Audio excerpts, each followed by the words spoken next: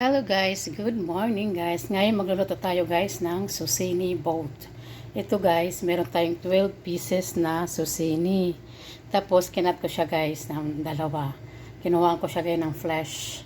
Tapos yung flesh guys, ano lang natin yan, chop natin ng pino. Tapos ano rin tayo ng red bell pepper, green at saka carrots. Saka meron tayong 1 piece of chicken breast. So ngayon guys, ano muna natin to, tapusin natin to pag tanggal ng flesh.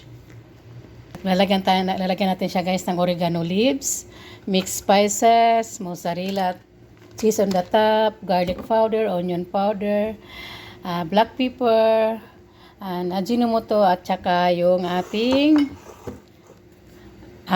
sweet paprika guys.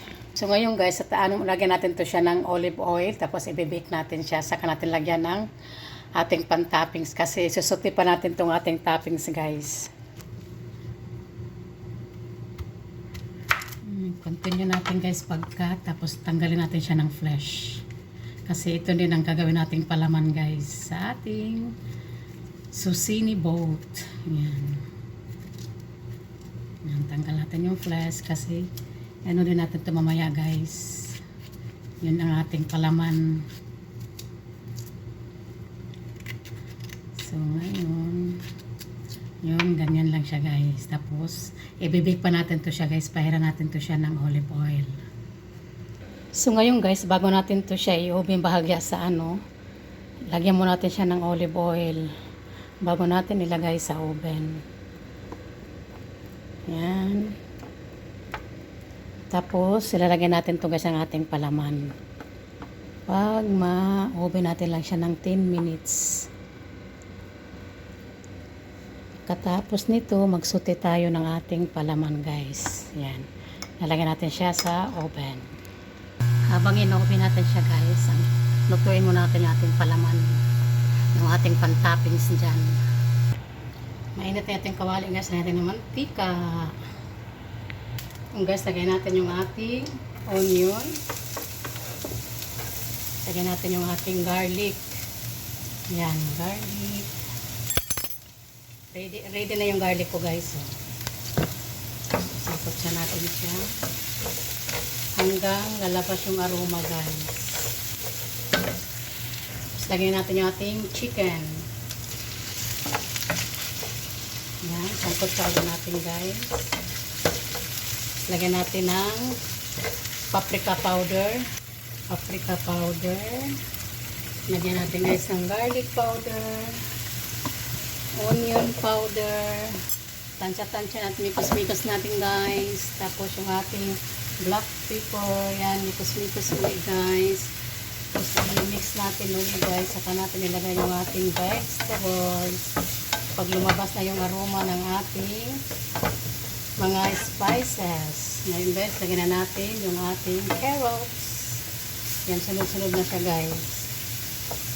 Lahat hanggang sa maluto yung ating mga gulay, yung ating pang-toppings guys. Ayan. Lahat na siya guys. Lalagay natin dito. Yap. I-continue sa natin siya guys pag-saute hanggang sa maluto yung ating vegetable. Ayan.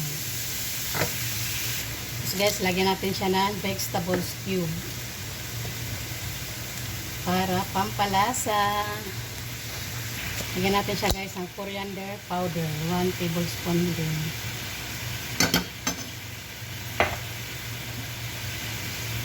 Ayan, mix natin. Ayan, okay na siya guys, luto na. Ang bango-bango. Tikman natin guys ang lasa ng ating vegetables. Kung hindi na tayo magdagdag ng salt. Okay na siya guys. Itatapis na natin to sa ating susini.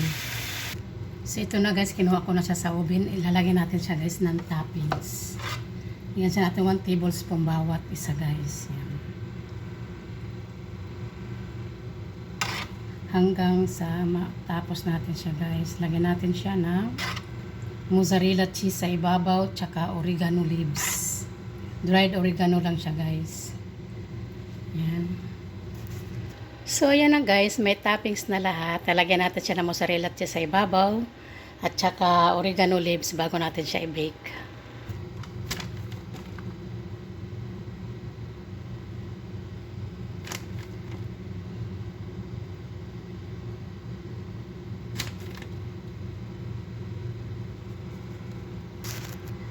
Budburan natin guys ang oregano leaves bago natin siya i-bake.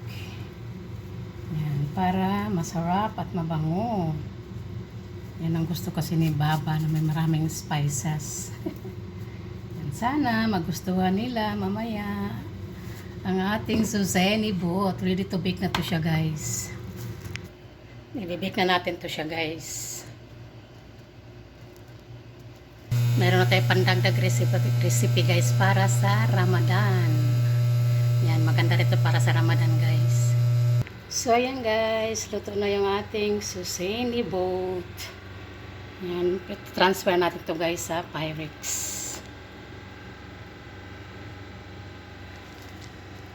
It's ready na, our Suseni boat.